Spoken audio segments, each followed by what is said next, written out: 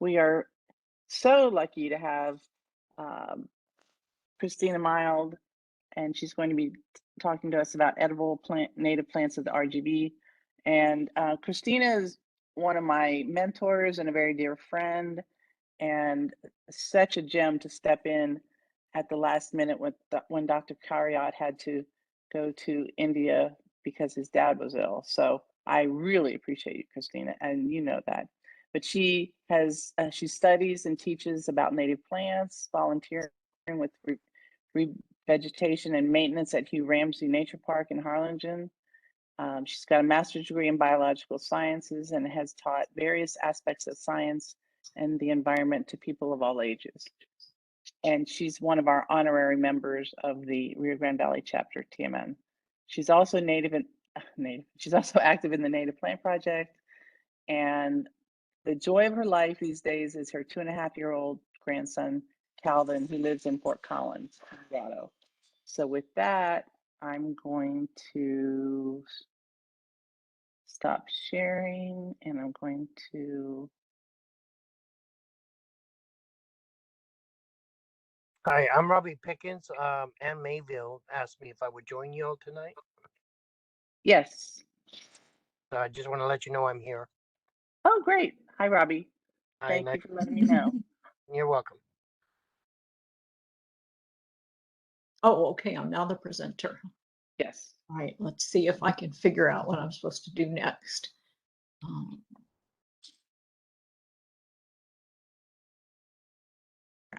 I'm supposed to hit share somewhere.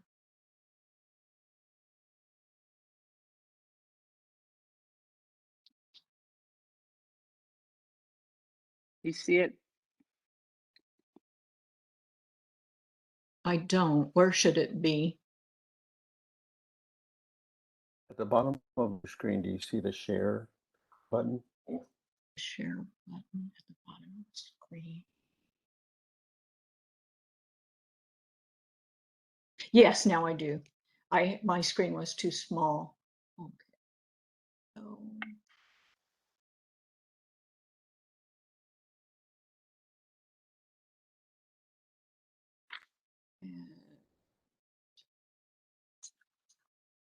slideshow, go away.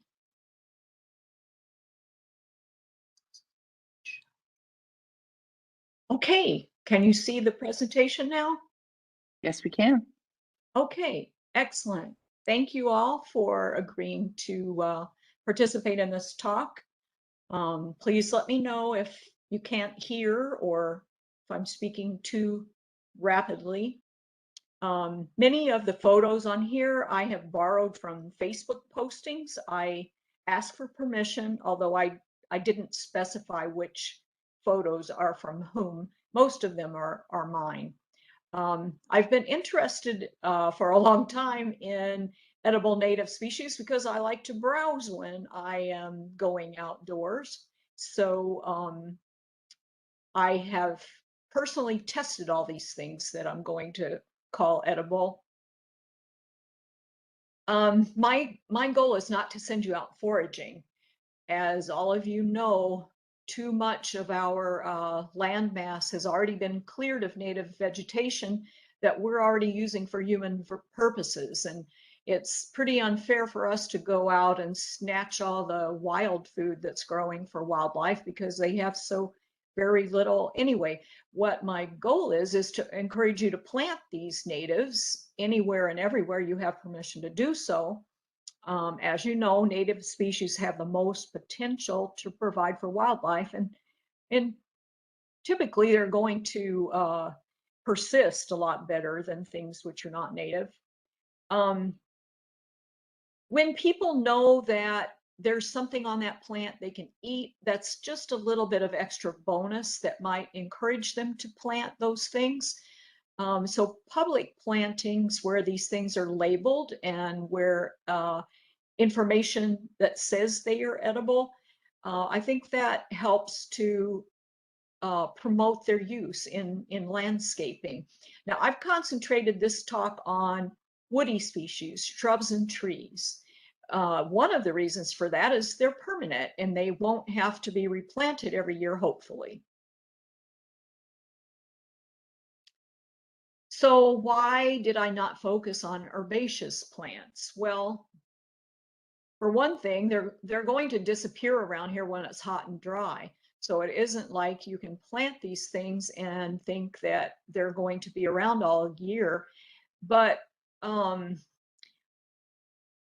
larger reason why I'm focusing on woody things is that there are all kinds of books that tell you about all of these, what I usually think of as northern species, European species, cold weather species that are herbaceous things. You can find those books and resources everywhere.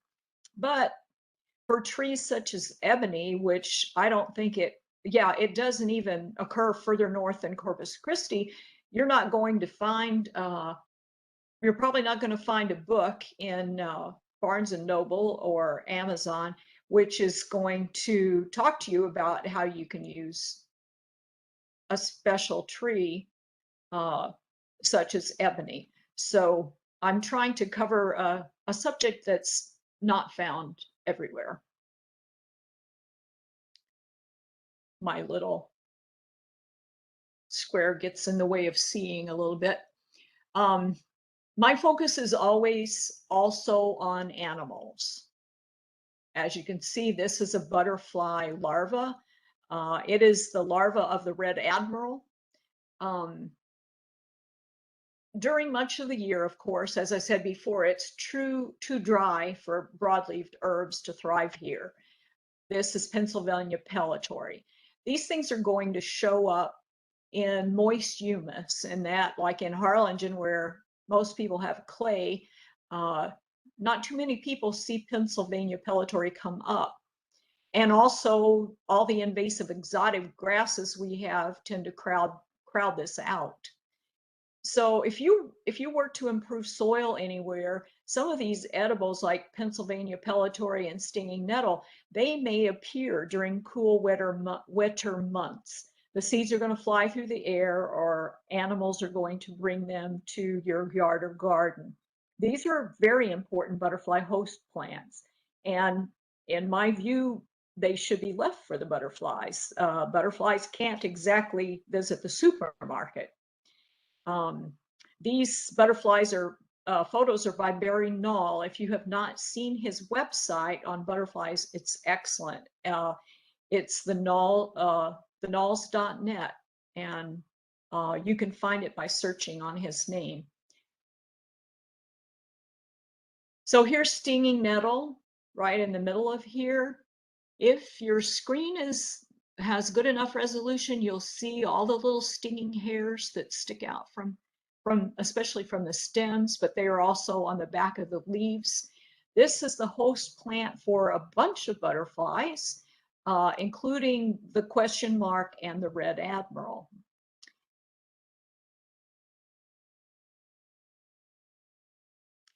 Now, here are some general rules, and these are not written in stone. I came up with these because when I would do tours for people who had a military background, they would say, "Oh, well, I know the rules for foraging in the wild," and typically they'd say, "Any little red fruit is going to be poisonous." Well, those rules that they teach in military training don't really hold up down here. All the soft red fruits that I know of, which grow around here in the wild, they're usually edible. On the other hand, if you find hard red seeds, they are usually poisonous. Now, you also need to be aware that animals eat many plant parts, which are hazardous for humans. So if you see an animal eating something, that does not mean that it's safe for you to also eat. Some of these things which are poisonous, coyotes eat them and chachalacas eat them with no problem. You also need to realize that these edible greens like wild parsley and purslane, they may have high amounts of minerals or oxalic acid, which are toxic to humans if eaten in large quantities.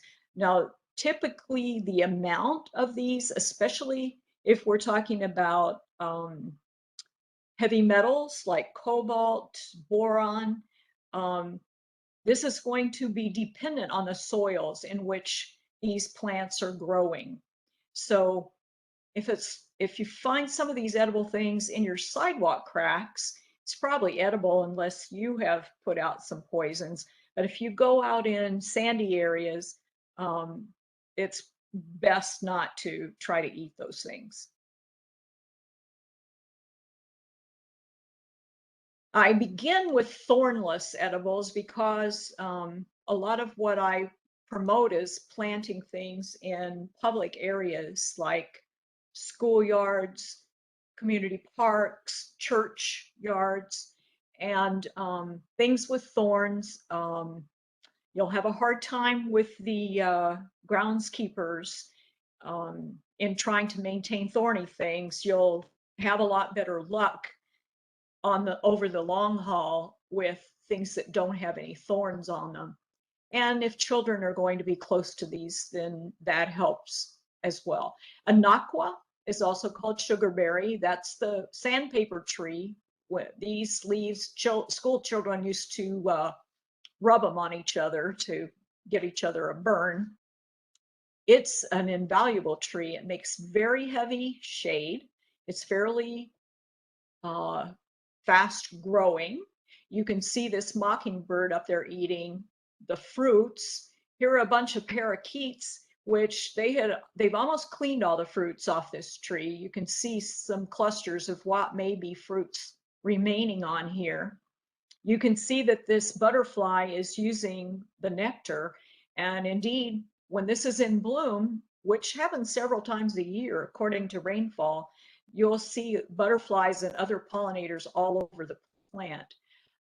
These berries are best when they turn an orange color.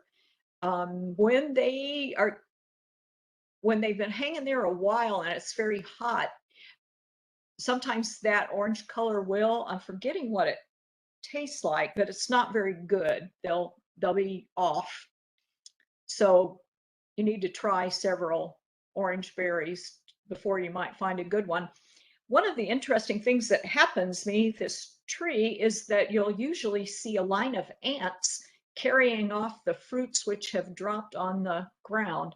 And that can be interesting when you're doing tours, especially if the ants crawl up somebody's leg and give them a bite.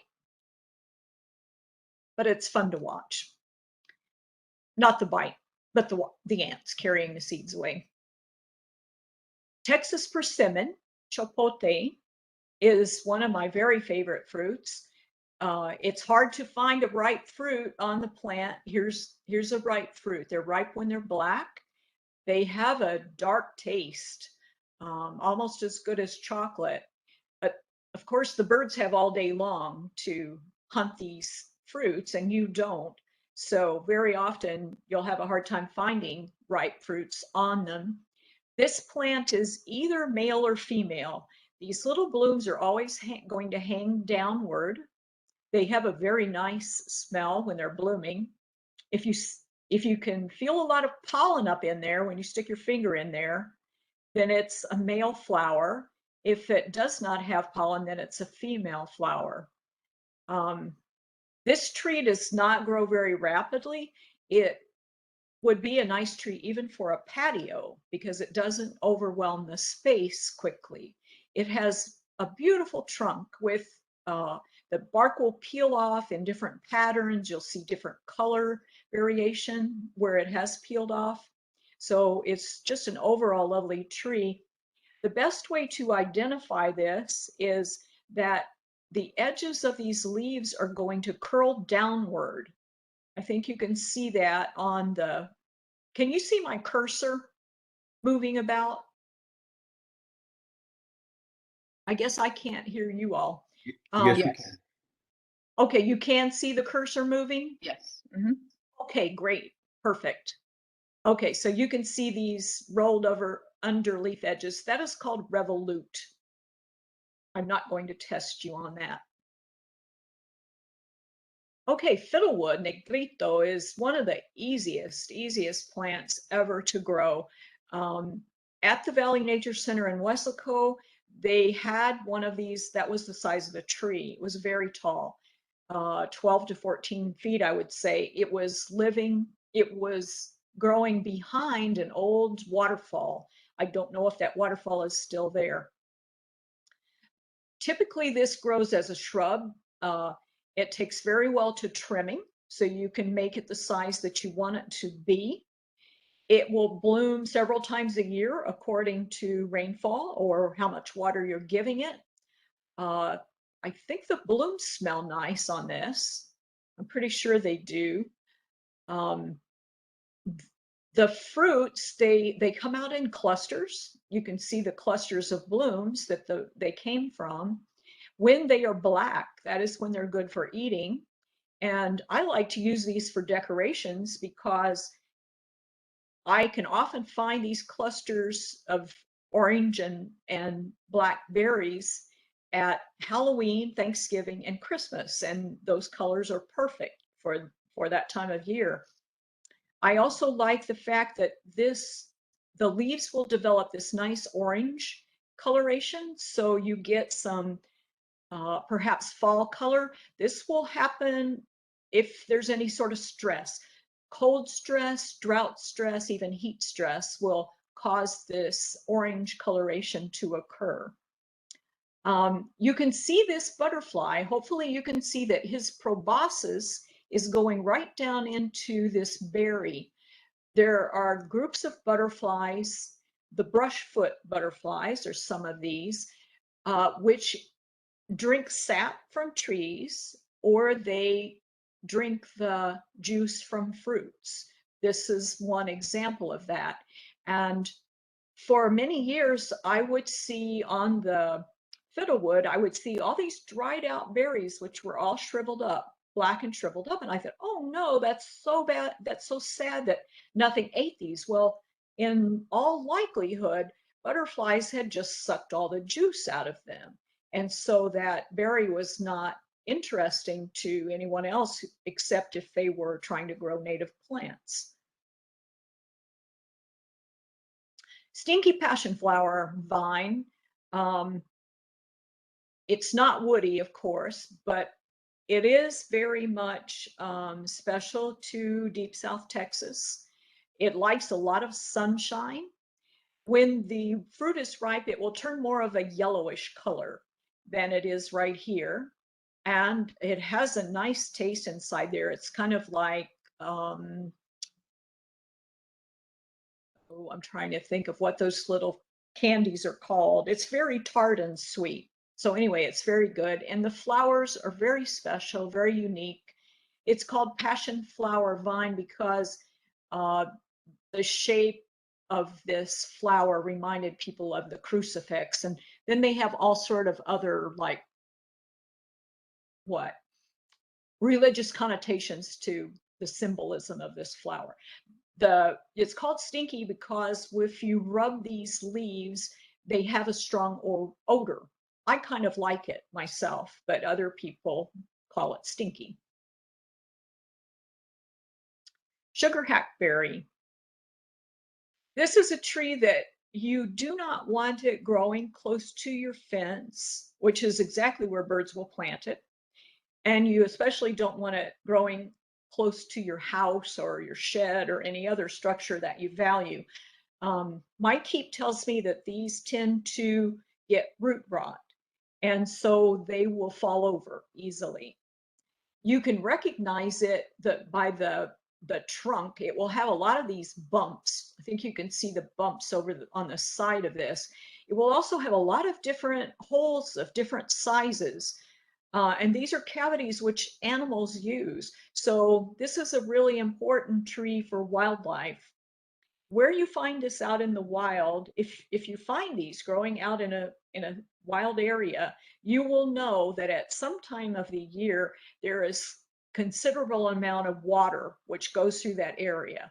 That's the kind of habitat that sugar hackberries like best. So of course they love the edge of the farm field behind me, which is watered by the farmer irrigating his crops and by me watering the yard. So it will come up in a lot of problem areas, but it's wonderful to leave if it's not going to fall down on something you value, like your car.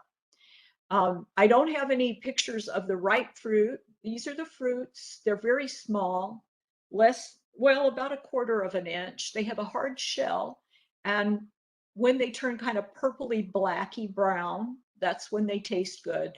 They have I call it a dark fruity taste, kind of like date is what they remind me of. This is one of the butterflies which uses hackberries as a host plant.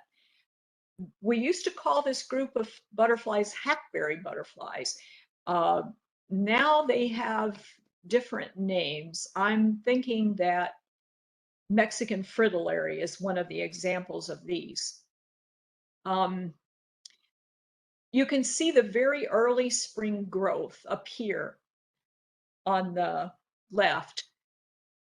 These new flower buds and new leaf buds are apparently, well, they're very nutritious. I know that for a fact, but they're apparently tasty to birds. Parrots, parakeets, chachalacas, and probably other species of birds will come and feast off this new spring growth. So there are a lot of ways that animals use palo blanco. It's called palo blanco because on one side of this, it's going to have whitish bark. And I believe that is on the north side of the tree. So it's also helpful in figuring out your directions if it's a cloudy day and you come around some of these. And if you can figure out right from left, which I sometimes have trouble with. The Texas torchwood is one of my very, very favorite fruits to eat. These little berries are also very small, about 1/4 of an inch or less, but very tasty.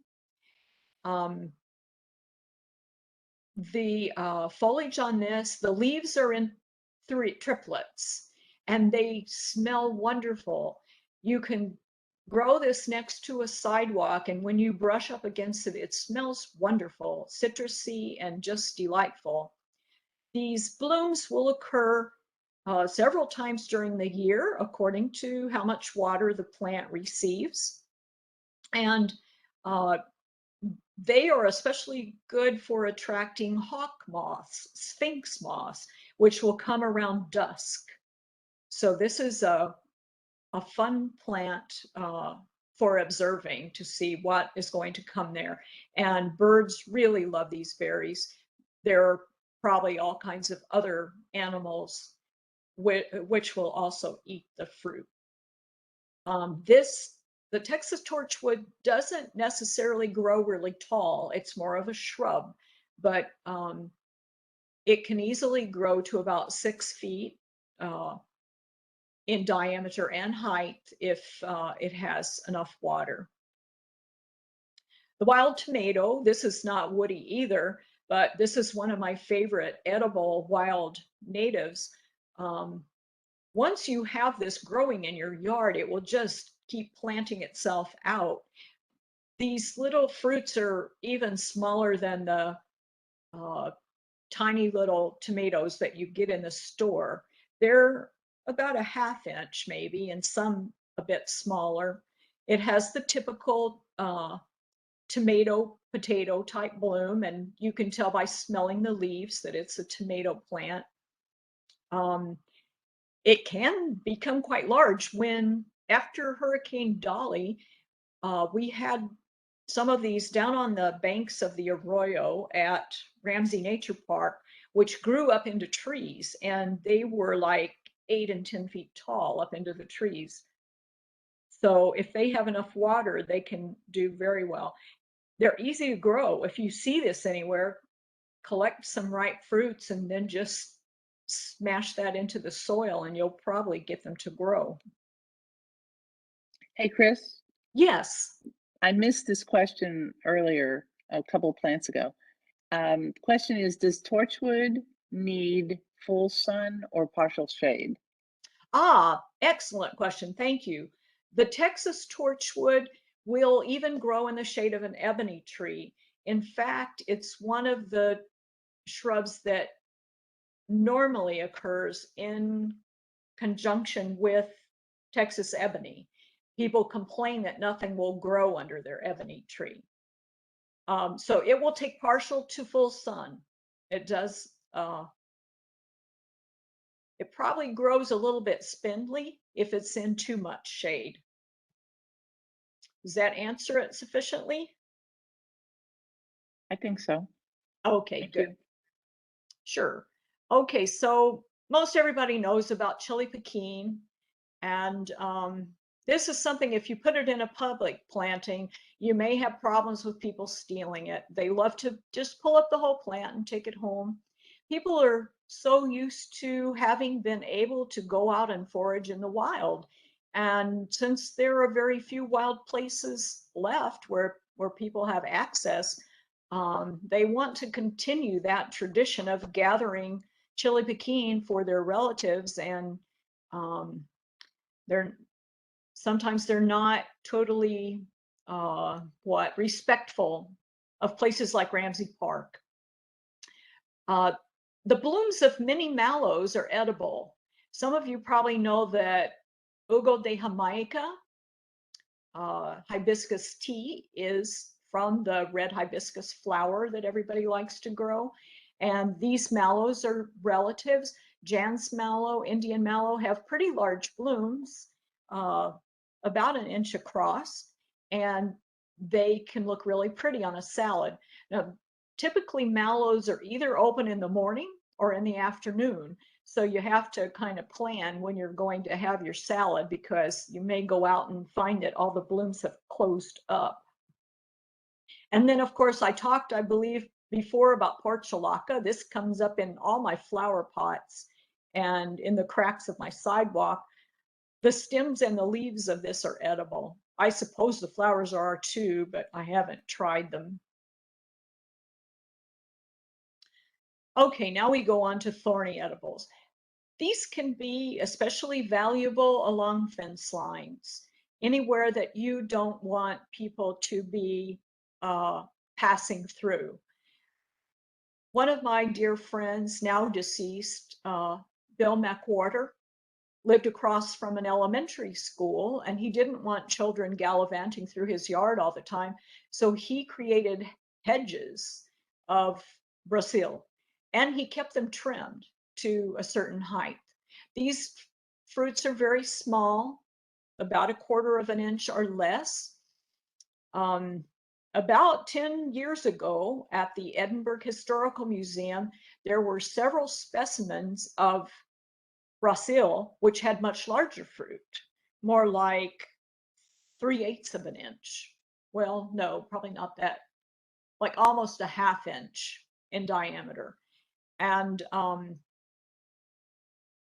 it would be good when we notice specimens which have especially large fruit for us to collect those fruits and give the seeds to native plant growers, so that perhaps we could promote those qualities, because these teeny tiny fruits are, of course, kind of hard to harvest.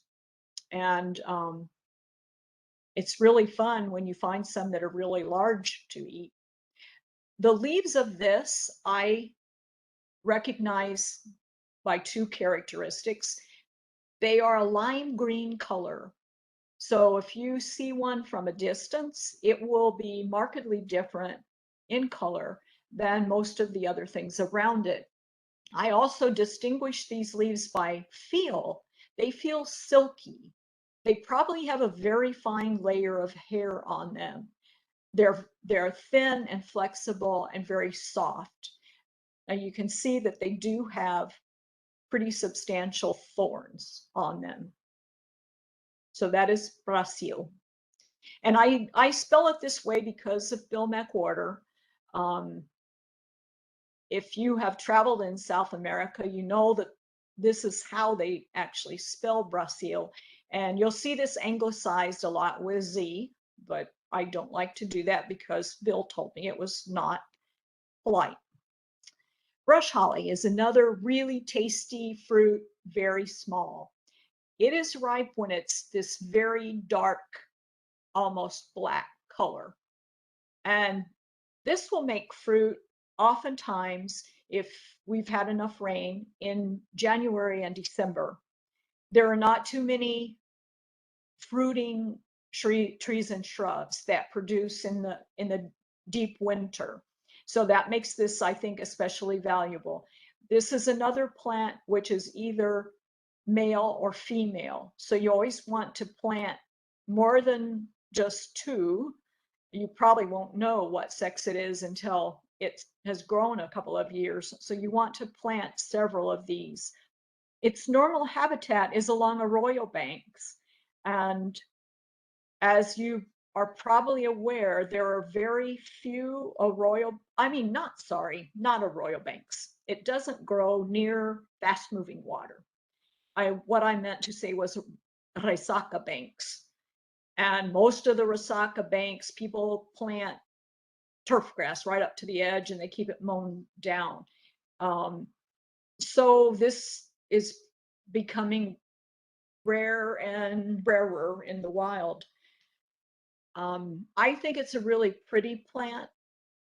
I like this kind of reddish orange coloration. This I see in early growth. This is a new stem, probably growing in the spring. And I also like this reddish coloration on the new stems. As you can see, it is pretty thorny, although some specimens don't seem to be all that problematic. My husband thinks they're problematic. He's forever cutting mine down. So it kind of causes a continual fight at my house. Chicle. This is related to where commercial production of gum, chicle, comes from. I think there are closely related species of these in South America that probably produce larger fruits with more gum in them. But when they are ripe, as in this dark blue color, they have enough gum in them to clog up your braces if you have any. And they can make your lips all sticky and sticking together as well. The smell of these blooms is too strong for me. When this is blooming anywhere around, you can smell it for quite a ways off. I kind of like to eat these fruits when they're green also. They remind me of avocado. I mean, they're not soft really like an avocado. They just, I guess the taste reminds me of that. These are really strong thorns. And once you have this established, you will get what is called a comal, because they will put out lateral roots, and then new sprouts will come up from those lateral roots. So all of a sudden you'll have a forest of coma. A lot of birds eat this. I was giving a tour of Harlingen Thicket many years ago, and the birders who were with me found 3 species of orioles who were all feasting on coma on the day we were there. You can also see that it's very much loved by butterflies for the nectar. These leaves I also identify by 2 factors. One is the shape of the leaf. Not all of the leaves are shaped like a comma, but some will be. The stem will kind of curl, and it will kind of look like the fat end of a comma with the little curly thing on it. Also, when you feel these, they feel leathery. And if you have a mature leaf that's pretty old, when you fold the leaf over, it will crack. That's how kind of thick it is, I suppose. You know, most leaves will just fold and then it'll open back up again. This will actually make a crack where you have on the fold line. And did I tell you, it feels leathery to me because it's very strong, it's very slick and sturdy. And they taste really good. it's worth having a little bit of stickiness on your lips to eat them. Zarzamora, you can buy these in the grocery store in the frozen section, especially from Goya. They'll just be called mora, whereas we call them dewberry. These grow all along the arroyo. These will grow along water that moves. They used to be found along ponds, ditches, and people who grew up here told me that their aunts and mothers and grandmothers would send them out to collect these fruits, and they would make pies and jellies and jams. And now you're hard pressed to get any. This grows for miles along the Harlingen hike and bike trail. But as soon as you see any little red berries starting to appear, the city of Harlingen or the IBWC go and mow them all down. This is an excellent plant for restoration of eroded banks. A couple of years before I took this picture, this was a bare dirt gully. It's very deep. I'd say, what, 8 feet deep at least, maybe 10. And after, this may have been after Hurricane Dolly had come and gone, when these banks were inundated with floodwaters, the dewberries were able to reestablish their roots, and they covered this completely. So even around ponds where you have any type of erosion, this is a perfect plant to start to repair things. And of course, a lot of butterflies use the flowers. Many animals love to eat these fruits. We should be having Dewberry Days Festival in Harlingen to celebrate the fact that we have all of these, and instead they're just seen as a nuisance, which should be mown down. Christina, yes. Juan made a comment. He said he used to eat these as a kid and that his grandma made pies from them. How lucky. How lucky indeed. Yes. Yes. I've never even seen a berry on one. I have seen a plant once, but never seen a berry. So right. Well, we've tried to establish them in Ramsey Park, and we've had a hard time, mainly because they need full sun, they need quite a bit of water, and we just have problems, I guess, with animals coming and chewing them down before we can get them to grow very much. But if you have a large yard and a space you can devote to something thorny, they're wonderful things to plant. Oh, I'm sorry, I'm going backwards. Okay. We have another comment from Dan that says dewberry pies are among his favorite. Where do you get them? Well, yes, you can buy those bags of frozen mora at HEB. Yeah. Okay. You did say that, but I didn't think about making my own pie. Sure, of course. You can also buy the frozen pie crust, so that makes it very easy. Okay, so granheno. This is a plant we love to hate at Ramsey Park. It is probably the best suited shrub to the clay soils of Ramsey Park. It comes up everywhere we water, and of course, the mockingbird is probably helping us plant it in all these places. These are, of course, tiny fruits. Also, sometimes these will appear in the winter, and I think they taste best in cold weather. They taste like pumpkin or mushmelon, cantaloupe, or a little bit like watermelon, but more on the cantaloupe side. Very thorny, and the branches grow in a zigzag pattern. So it's almost impossible to keep yourself away from these thorns because they're going to grab you from every side. So it's not my favorite plant for putting in a yard. Now, the butterflies use it. This is the American snout with this long, big nose. The American snout uses hackberries, of which this is one of. This is a spiny hackberry. Oops, sorry. Oh, no, I'm still going forward. I'm still going forward. Oi, oi, oi. Let me try my arrow keys. Yeah, that's doing it. Okay, here we are at the hackberry. This is another butterfly, which uses this as a host plant. I want to call this Mexican fritillary, but I don't really know. I don't really know for sure if that's what it is. Anyway, it's an excellent plant for wildlife, as a butterfly host plant, food for birds. It doesn't really smell when it blooms, as far as I have been able to see.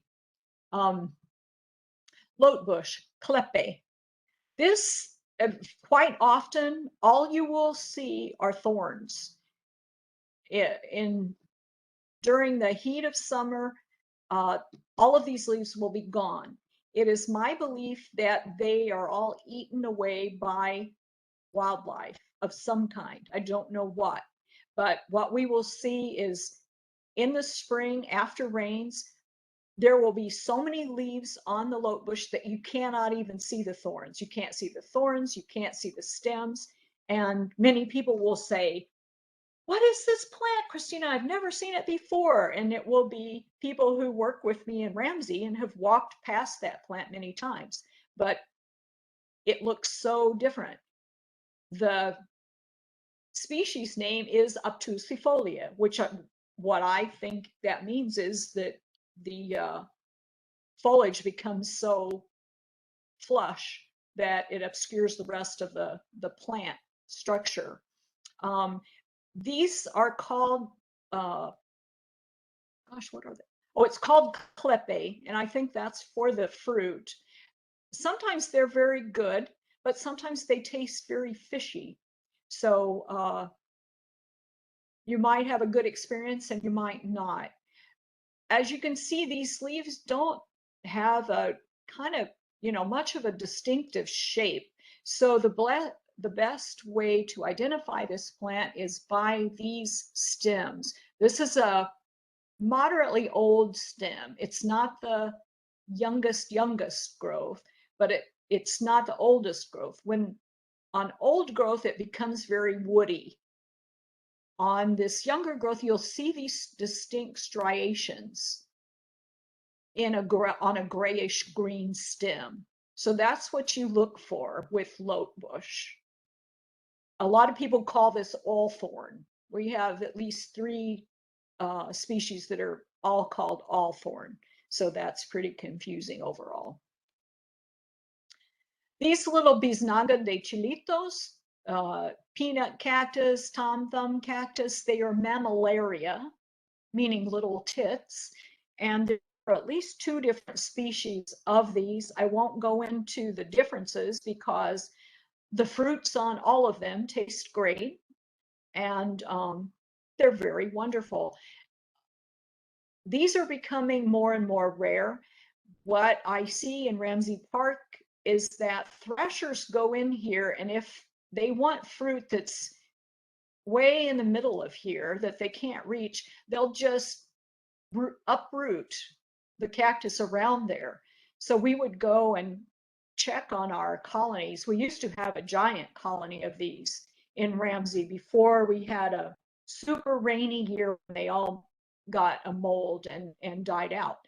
But we would see that there would be all this activity where they'd been rooted up, and it was not mammals doing that. It was typically long-billed thrashers because they love that fruit.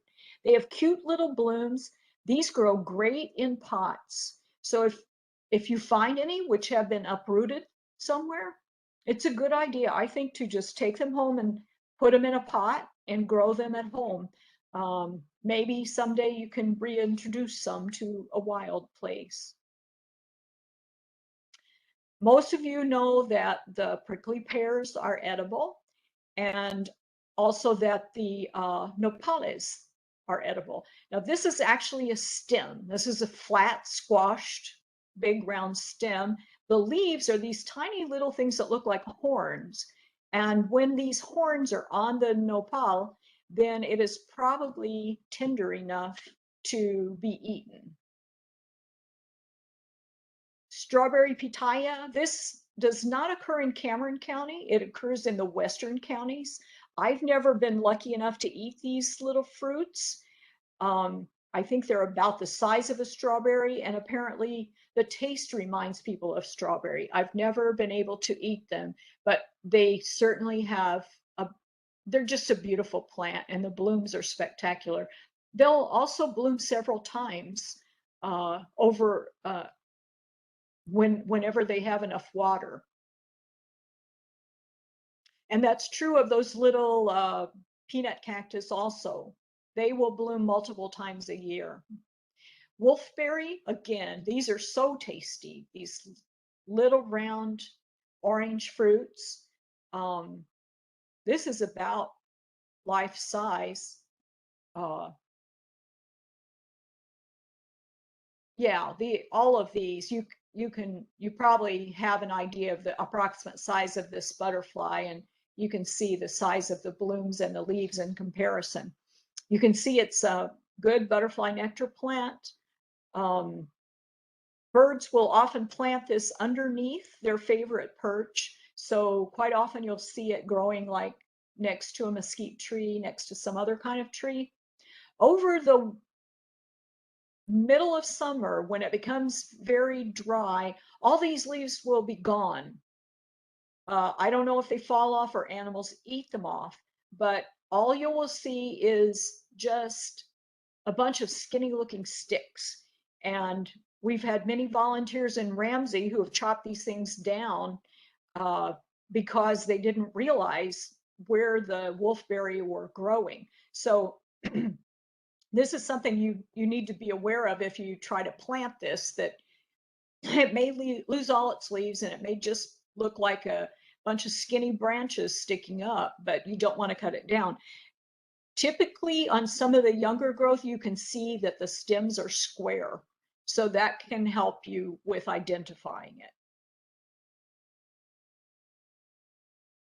Now I should probably mention also that near the coast is another species of wolfberry, Carolina wolfberry. The fruits of that are also edible. They're sometimes a bit larger, especially if they're growing like in shallow water. And this is one of the favorite fruits, the coastal variety or coastal species of what's that tallest bird that we have?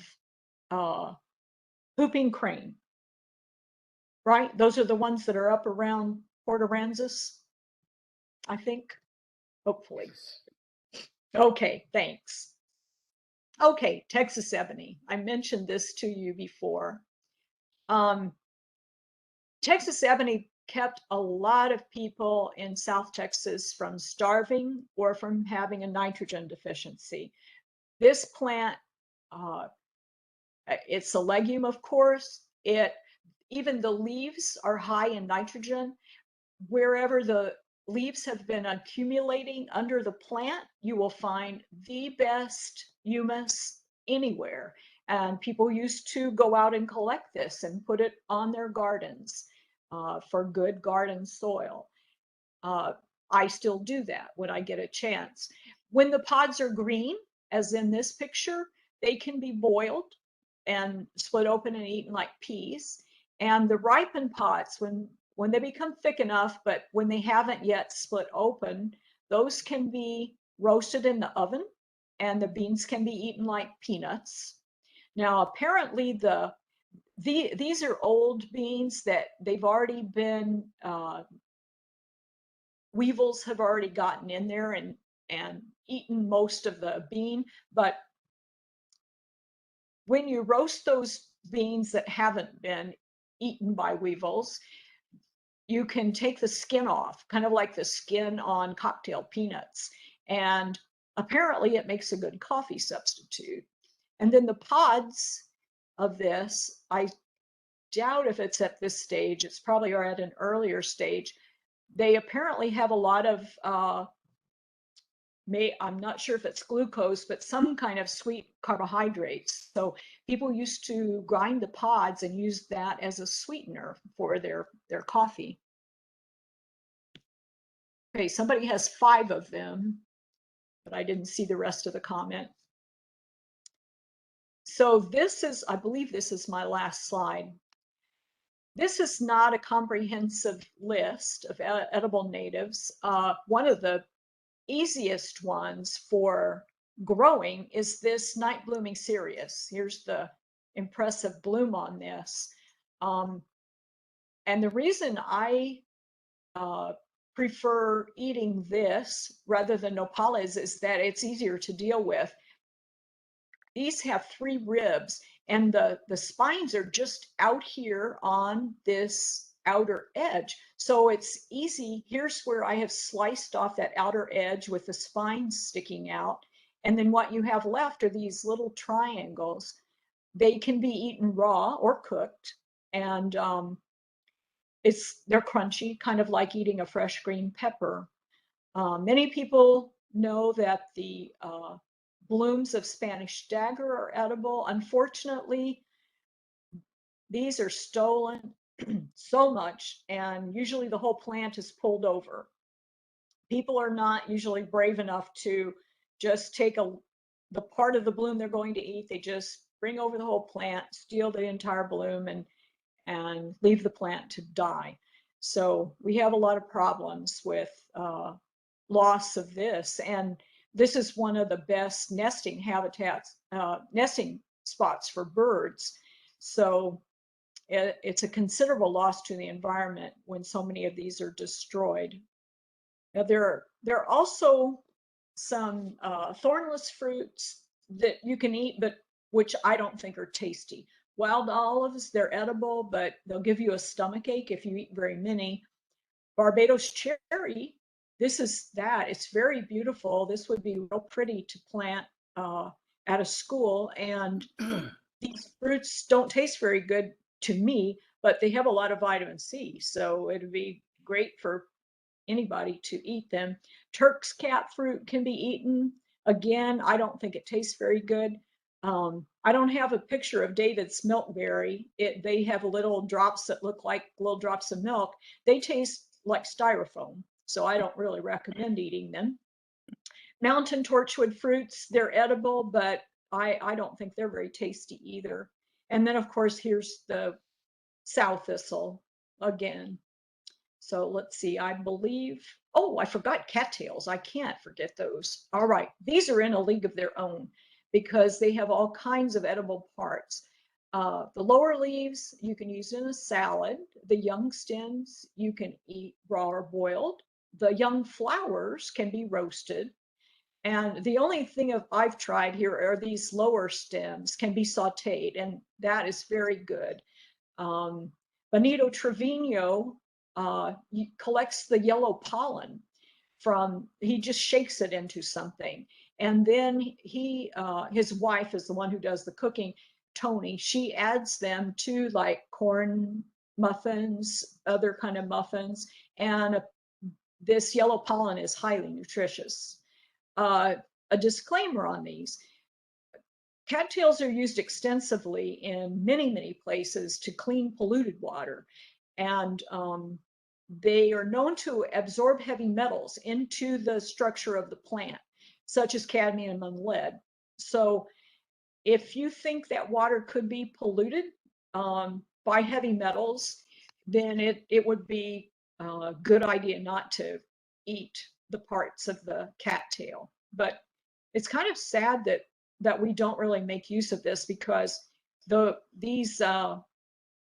fleshy lower stems, they're excellent. Oh, herbs for cooking. These, even if you don't cook with these, the shrubby blue sage and the Mexican oregano smell wonderful. And they're just a very delightful plant. So this is something that we should use more in public gardens. So yes, in summary, please be cautious when you're eating any kind of wild plants. Coyotillo here, this is the most poisonous plant that I know of that we have. It's not poisonous if you touch it. It isn't like poison ivy. And if you touch it, the poison's probably not going to like remain on your hands. But you don't want to eat the fruits or the leaves or the roots or the stems, nothing. And it's not a good plant for committing suicide because you don't die right away. What you suffer is nerve damage. And so you might have like lower limb paralysis is one of the most common things that happen. You can see coyote scat that is filled with these leaves and the seeds that were inside the fruits, and you don't see any dead coyotes laying around on the trail where they've eaten it. And chachalacas love to eat these fruits as well. So the takeaway is, don't assume that if an animal eats it that it's safe for you to eat it. It may well not be. And then eat only small quantities. If any of you have gone out and picked fresh peaches off the tree when they first became ripe and you haven't eaten any fresh peaches since last year, if you eat very many, you'll probably have diarrhea and stomach cramps. Our digestive systems, they're only used to certain things. So don't gorge on something that you haven't eaten recently because you'll probably get sick. So Benito Trevino, I have to point out that I've learned a lot of these things from him. He's a great guy to visit and learn from, and have good, safe fun when you're grazing. So that brings me to the end. I missed a couple comments about the ebonies, and Robbie said he had 5 of them on his land and loves the smell of the tree in the spring. And then Dan yes. said that, and I'm not sure at what stage the seeds or the something is good for popping like popcorn. It is when they are becoming dry, but you can see that the beans have filled out, that the beans are getting fat inside there. Okay. And before they have split open. Usually by the time they split open, you already have a bunch of weevils in there, and the seeds are all disintegrating.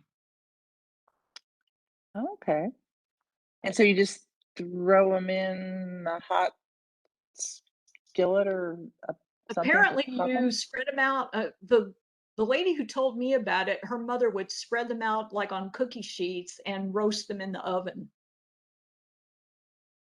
That way you could do a whole lot of them at the same time. I guess you could roast them in a skillet with a lid on it and swirl them around. Okay. And they pop open? Yes. Yes, apparently so. Now, I've never seen this, but this was a friend of mine from Brownsville. She grew up in Raymondville, very poor family, and they ate whatever they could come up with. But Benito talks about that too. His family ate a lot of ebony. And we have a trip planned to Benito's place on the 19th. Yeah. Excellent. It's like you're advertising for him. Yes, yes. He's quite the character. Yes. Anybody else have any questions or comments or observations? I know on my tour, the first tour I did, a couple of you guys asked every single thing if it was edible. Other than what I pointed out that was edible. I think they asked about probably Javier and Vania. No, they weren't on that. I think it was Frank and Gerald. Am I remembering correctly? I think they asked about Crucio there was one of those with they look like little watermelons. That there was one of those with fruits on it. Not even the birds see Crucio as a like first choice of berry. They often remain on the plant for many months, and it seems like it's kind of a last choice berry for birds. And one that tastes terrible is desert olive, panalero, elbow bush. They taste absolutely terrible, and the taste stays with you. Okay. But then the birds like the ones from Adelia, right? Those little Yes, tarts. yeah, the parrots and parakeets love those. I think they like to feel them pop inside their mouth. Well, if you've been on my tour, you can see exactly where I got my information about what's edible. As I told you yesterday, Christina, I will not eat anything unless I've seen you eat it and you haven't fallen down on the ground writhing. So Yeah, you haven't seen me fall down writhing except when I trip on a root. but yeah, so anybody else got, let's see, I see it. Oh, let's see. Oh, Javier and Tanya said, and Christine also had a conversation with us about edible plants at a volunteer event at Ramsey. Yes, they're the two that they worked with you, and Yes. so and if you notice that this presentation was created in about a garden that they created in 2007 called the Garden of Eden. At some point, we need to uncover that garden again. We uncovered it. It got covered. The weeds grew back, so we'll have to get in Right. there and uncover it and have a tour. I mean, it's easy to find most of these. They're just not all in one spot, except in that garden. So Right, right. And some we couldn't get to grow in that garden. The Tussifolia, clippe. It grows all over the place. We couldn't get it to grow in that garden. yeah, that's the way plants grow where they want to grow. So, Indeed. well, thank you for your time, Christina. I've heard Okay. you do this several times, but it's always, you've always add to it, and it's always really interesting, and I learn something every time. All right. Well, thank you. It's been my pleasure.